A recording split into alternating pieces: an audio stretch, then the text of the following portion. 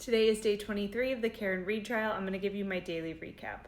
This morning started off with the voir dire continuing and Alessi and Hank Brennan arguing this motion.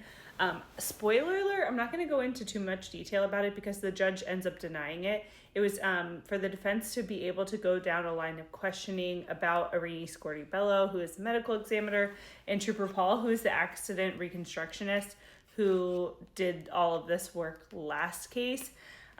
She denies it. She says, you're not able to question about that. So we bring Dr. Judson Welcher back into the stand.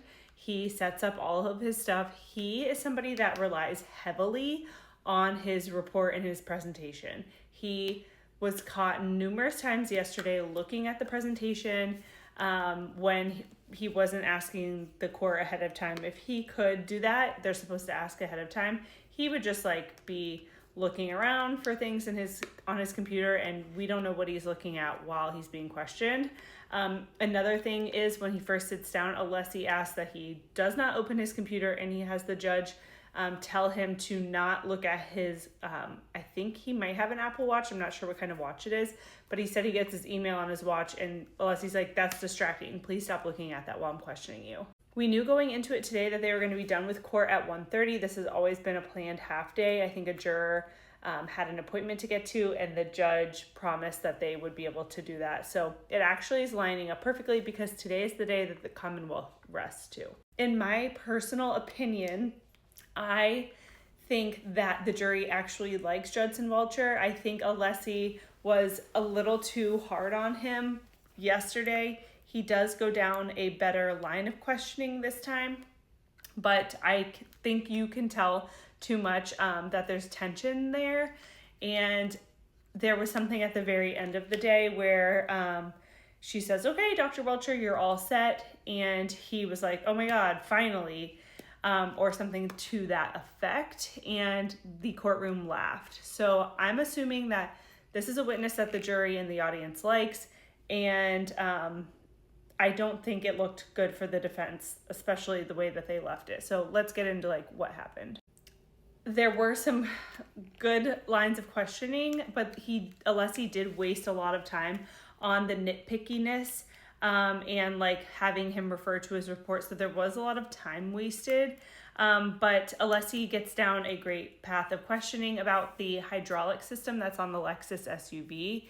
This is something that a lot of people I saw in the comments and online had questions about, did he take this into account? Because he harped so much in his direct on the laceration on John O'Keefe's eye being in line with the Lexus wind wing, he calls it, in the back. And Alessi wants to know, did you take the hydraulic system into account for this? And he says that he measured that the hydraulic system was about 1 1/4 inch.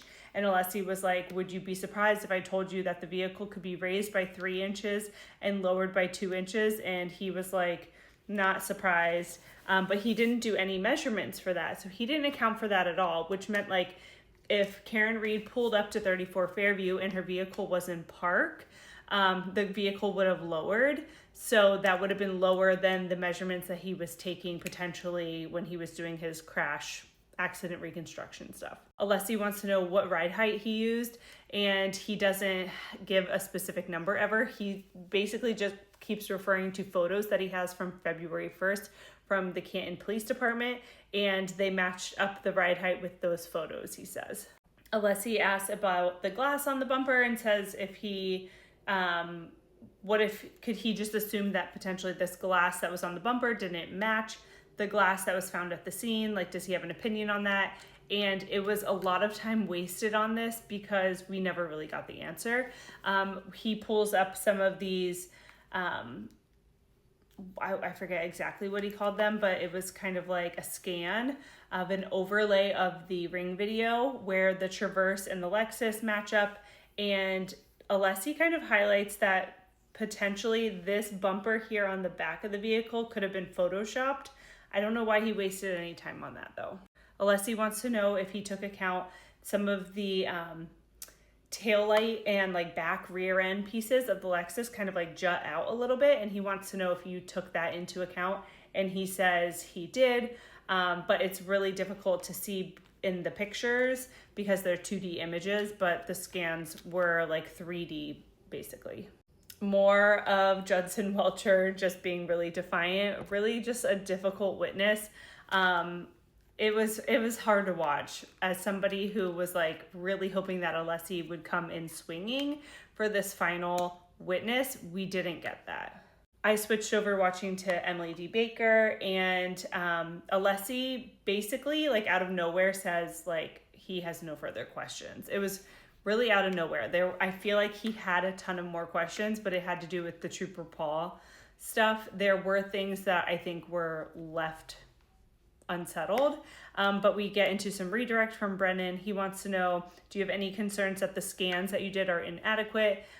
Because Alessi was kind of hinting to that. He says no. Brennan asks if you have used any encrypted apps or chats to communicate with the DA's office, and he says no. So this is kind of like a dagger at ARCA was communicating over Signal with Karen Read's attorneys.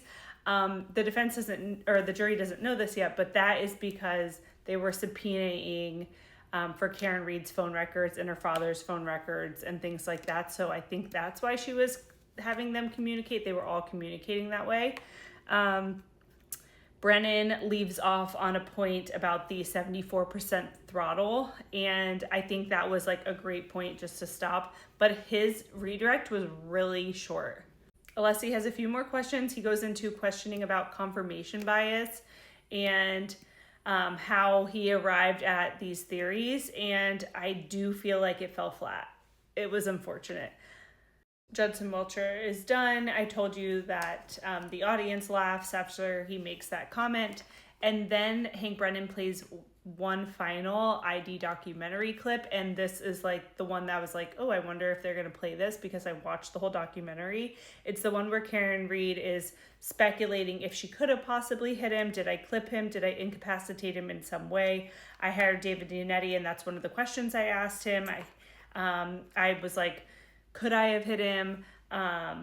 What would happen? And he said that if I did, then I could be liable. And that's where we're left off. I thought the judge was going to have them argue the motion to dismiss today, but they're actually going to come in at 9 a.m. and do that from 9 to 9:30 tomorrow, before the jury comes in at 9:30, and then the defense will get started on their case. So a lot of people are speculating, that Michael Proctor will be the first witness. I think that would be really smart to call Michael Proctor first, but with where this was left off with the accident reconstructionist, I think it would be also very smart for them to call the ARCA witnesses first. I don't know if with scheduling they'll be able to get ARCA here, but I could see either Michael Proctor or ARCA, and then if they did ARCA first, they would leave Michael Proctor for the end. So that's it for day 23. We'll see you tomorrow.